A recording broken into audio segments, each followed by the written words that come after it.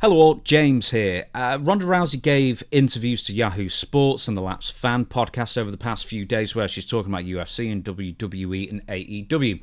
I want to go through a few of her quotes and lay them out and try and figure out and answer the question of whether Ronda Rousey's WWE runs, or specifically the second run, was ultimately a failure because of WWE or because of her. Now, we're going to go through the sort of fast version of what I've written because I actually recorded all this once before and it went 20 minutes and I thought it wasn't very good, so I'm just doing this again. Right, so it's popular these days, Ronda Rousey, to basically just... She comes across as a malcontent and basically to hate on her, which is fair enough. She's very annoying.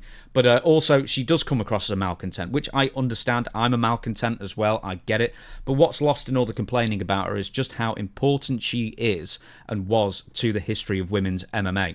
So, very brief overview, then we'll get to WWE. Gina Carano and Chris Cyborg. They main evented the first major MMA event in, I guess, the Western Hemisphere on Strikeforce 2009. Now, Carano lost that, actually. It was the only fight she lost, and then she retired afterwards to get more into acting, etc. But essentially, that was a big success, or a pretty darn big success. More women started going into Strikeforce after that, including Ronda Rousey a couple of years later. In 2011, 2012, Ronda... blitz through competition, all in the first round, all by submission, all unsurprisingly by armbar, and then in 2013 UFC came a-calling. Oh, probably late 2012, but you know what I'm saying, because the event was in 2013. Essentially, nobody wanted Ronda Rousey there. She was given the UFC, I think, a women's bantamweight title, the 135-pound title, and...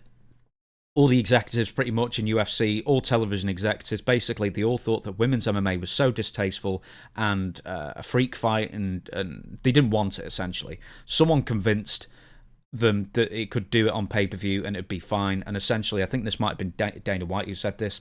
If that fight had gone badly, then women's MMA probably would not have existed in UFC for many years or ever again. It would have probably... they would have given it a go a few years later, I'm sure, but essentially...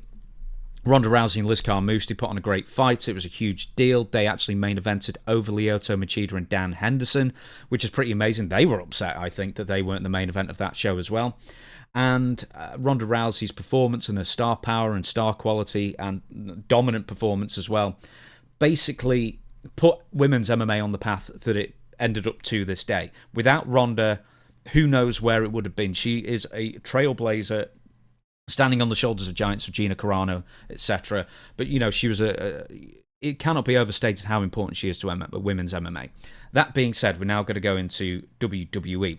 I'm basically telling you this so you get an idea of, I guess, where the ego comes from as well, and really why she was such a big star before she got to WWE. But here's some more quotes. Anyway, I don't think any woman trailblazer gets enough credit because I think people forget very quickly the way that it was and how difficult it used to be, and she's so right there. But let's move on to WWE and why she was unhappy there ultimately.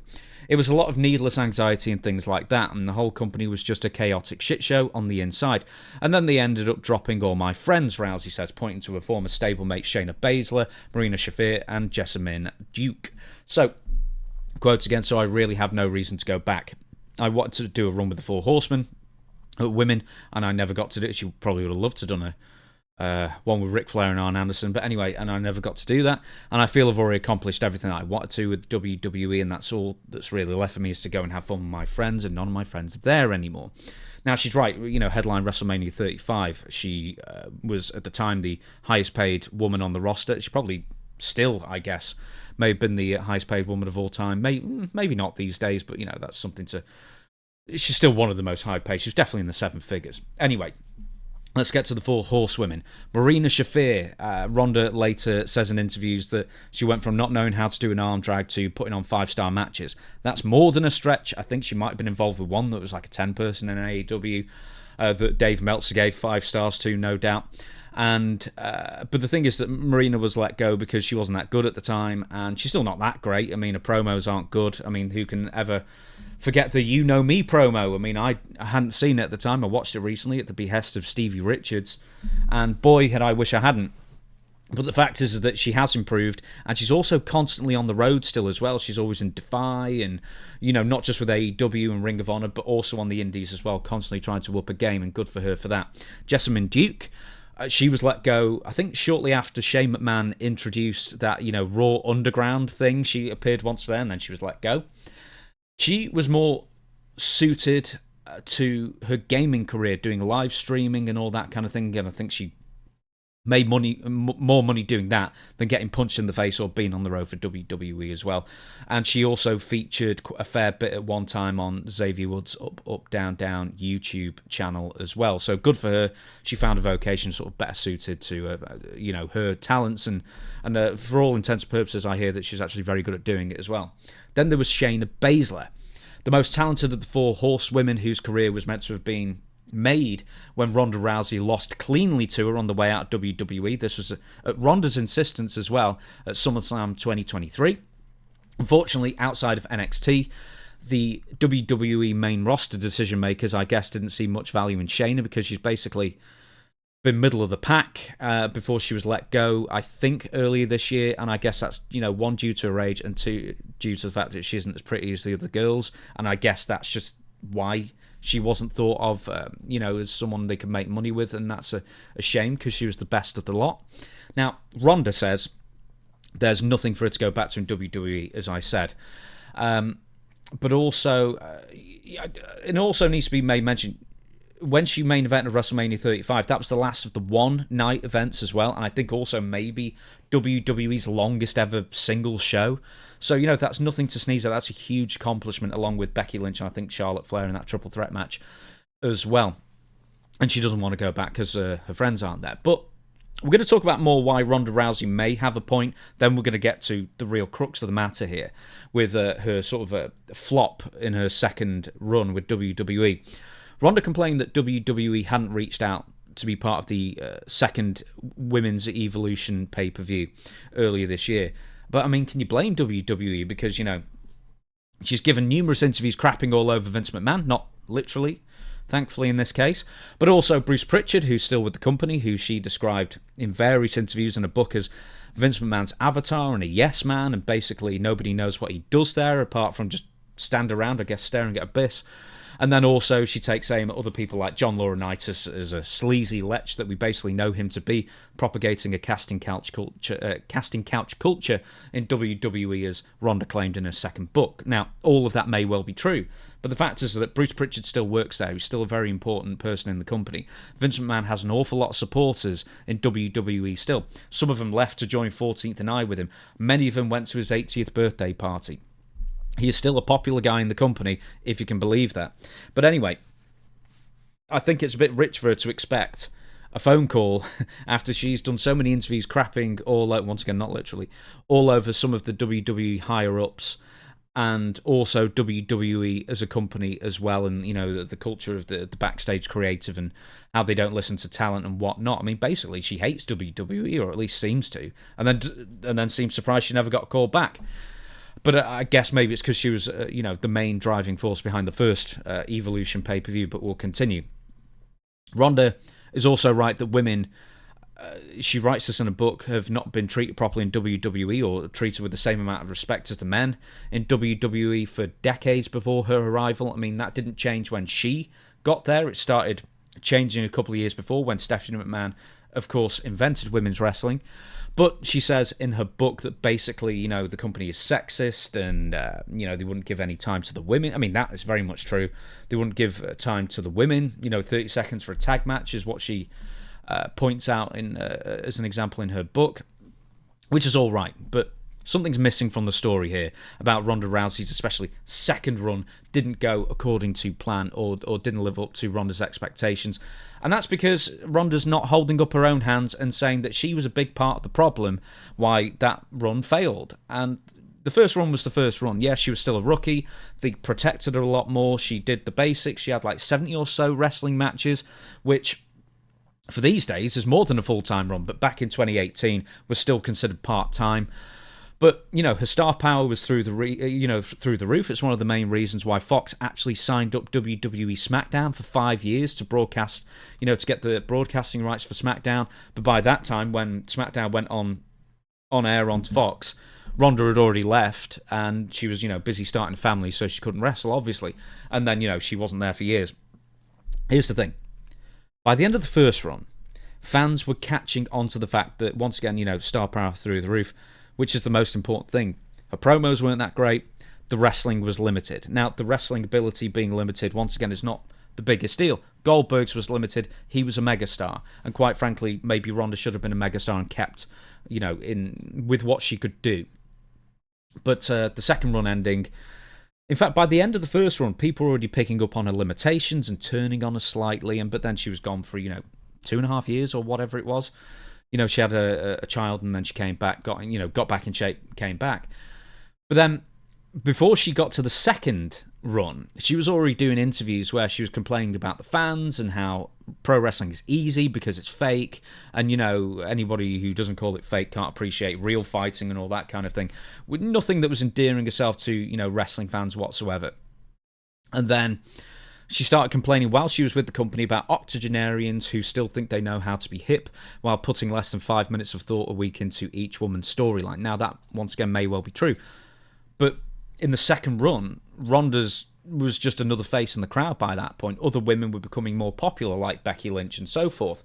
And then, let's not forget that some of the matches were absolutely horrendous, especially in the second half of that second run. And it was becoming increasingly obvious that she didn't care about pro wrestling, or at least that's how she seemed to come across as, and that even she was above pro wrestling. And, let's also not forget some unbelievably stupid conspiratorial opinions she espoused on social media. But her final major matches with Liv Morgan and Shayna Baszler and Shotzi Blackheart, they all stunk. They were all terrible, and that wasn't creative's fault. That was Ronda putting these matches together and practicing beforehand as well, and they were all terrible. Apparently, she wanted to use thumbtacks in a match with Shotzi Blackheart, which was turned down, and I think fair enough, because WWE, I don't know if it was CM Punk and Drew did thumbtacks. They might have done it. I don't know if my memory's failing me there. That's more of an AEW thing, really. And also... deathmatch and all that kind of thing. But AEW is the only other major player. They do that kind of thing a lot more than WWE. But it was a throwaway match with Shotzi, and it was a crappy throwaway match. So why use something so extreme in that kind of match? It didn't make any sense. Anyway, there was also that rush match with Shayna Baszler that Shayna won, and it was terrible. And it was MMA rules where they didn't have MMA rules, which was stupid. They had like a 10-count finish, which was ridiculous, even though UFC and WWE had merged at that point. Anyway, let's continue. Now there are more stories coming out about, obviously how difficult Ronda Rousey was to work with, and, how it's also, not her fault ever. But Ronda, one of the interviews recently said that she forgot to tap out to Becky, refused to tap out to Becky Lynch's disarmer finisher. This is a quote, "That's why my ligaments are all left up in this arm, and I'm not going to do it. Anytime anyone ever choked me out in competition, I just went out, I didn't tap." Once again, the integrity of Ronda's character, I think, means that, yes, she shouldn't have tapped out. That's absolutely fine. But once again, they worked out this other this finish, where it ended up being a pinfall, and the pinfall looked so terrible. And this was the main event, and they couldn't get a pinfall right. And then, WrestleMania 35, the end of it, sort of looked like it was going to be like a build up to a future match because the pinfall looked so bad, and almost like a dusty finish. But no, just Ronda just left. Anyway, that one there kind of makes no sense on that. Sorry, that one makes sense on the basis that maybe she shouldn't tap out to an armbar. That's fair enough. She should be like the female Brock Lesnar. And once again, Brock Lesnar purposely is limited in the ring to like German suplexes and an F5. That's all he does now, pretty much. And, that's not his career whatsoever. I'm not talking about the limited nature of her wrestling ability. It's just everything else about her wrestling ability. But here's the one that really had me scratching my head. They had the fact that they had me fighting Alexa Bliss, this is a quote again, at all was effing ridiculous.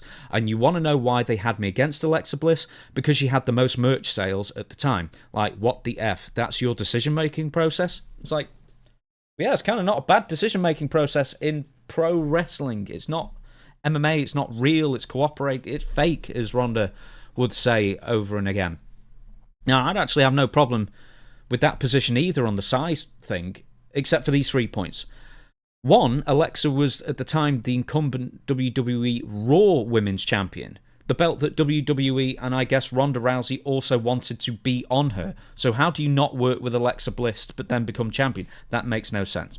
Number two, Ronda, in the match with Alexa Bliss, this was at WWE SummerSlam 2018, it was complete murder. It was a complete one-sided domination squash match, right? Where Alexa didn't get like a single offensive move in at all. So how does that make Ronda look weak in any way? Why would you not want to work with somebody who's going to put you over to that degree en route to becoming the Raw Women's Champion? Why complain about that? I don't know. And then number three, Ronda in the second run in WWE went on to feud with Liv Morgan, who was around the same size as Alexa. And then they feuded for like several months. So why was it okay then and not with Alexa? So I don't understand. I mean, once again, as Ronda says constantly, wrestling's fake. So you can work around somebody's size in pro wrestling and still make it entertaining if you're a good pro wrestler, which Ronda Rousey isn't a good pro wrestler. And she was getting worse as time went on. And once again, you can complain WWE creative and the higher-ups don't always put women's wrestling as a top priority or give it all the thought that they maybe should, as compared to the men. That's absolutely fine. That's a valid point. But the fact is that the creative team isn't in the ring with you. The matches were just bad. The promos were terrible. Yes, promos are written for you, but guess what? You can put your stamp on it and make it your own kind of thing, which she didn't. She just did some of the worst interviews where she came across as uncaring and blasé and dead behind the eyes, basically, and just getting through it. And basically, above it, I'm collecting a check. And that is why the fans didn't like her. They didn't gravitate towards her because they felt like this was just a one-stop cash-in before she left again, which I guess ultimately she cashed a check and then she left again and then, starting families again. Or, continuing to build on a family by, having more kids. But Rousey, just in all these interviews, just seems to hold herself in far too high an esteem for somebody who consistently, once again, got worse, wasn't putting in the effort, wasn't getting better at her interviews. And then, once again, she just clearly just seemed like she just felt she was too good for the business, and she was doing videos during her second run, basically coming across like that. And now, once again, back to UFC, it never seemed to be her fault that she got beaten the last two times, against Holly Holm and Amanda Nunes. It wasn't her fault that the fans were turning on her during a second WWE run, and it wasn't her fault that the entire last 6 months of her second WWE run amounted to a giant waste of time and all her matches were terrible. She's got the right to be bitter at WWE in that sense as far as creative and how they dealt with her, I guess. But at the same time, if the creative ideas of all those pesky octogenarians were as bad as her choices of face paint, WWE runs would have probably been a lot more, fulfilling for her if she sort of checked her ego at the door and listened to WWE and people within WWE more who probably knew better. I think the ultimate thing here is that Ronda Rousey always seems to think she knows better, which is quite clearly she doesn't. And it's just, it's everybody else's fault all the time. If she ever goes back into pro wrestling once again, I don't think it'd be any better unless she had a major attitude change. And it's simple as that. And the fact is, for me personally, a lot of wrestling fans hate Ronda Rousey. I get why. I, at least with the first run, really enjoyed Ronda. The second run, she wasn't used well enough. Her wrestling was terrible. The matches were rubbish. And then she just left again. And it just, once again, she just had that chip on her shoulder the entire way through. At least it appeared to me, and at least it appeared like that to a lot of other people as well. And that's why it flopped, basically. So if you want my opinion, which is, I guess, why you're sticking with this video for nearly 20 minutes, whose fault was it with WWE, why that run flopped and why she wasn't, I guess, an even bigger star in wrestling? My opinion, it's more Ronda Rousey's fault. Because, good pros can rise above bad creative to a point. But, I mean, she was still given a lot of TV time. She was given a lot of pay-per-view time. Those pay-per-view matches, for the most part, weren't that short. Had a lot of time to get her stuff over. And from the second she walked in on that second run, we all knew it was over, I think, pretty much. All those interviews on the run-up had basically alienated any wrestling fan she may well have had. And then she got the infamous white heat. Or the silent treatment, that nobody just really wanted to see her. Then all of a sudden she's another face in the crowd, and then she's just left making interviews, doing interviews where she just basically hates the company and blames them for all of their shortcomings as well as her own as well. Okay, so that's my video, that's my opinion.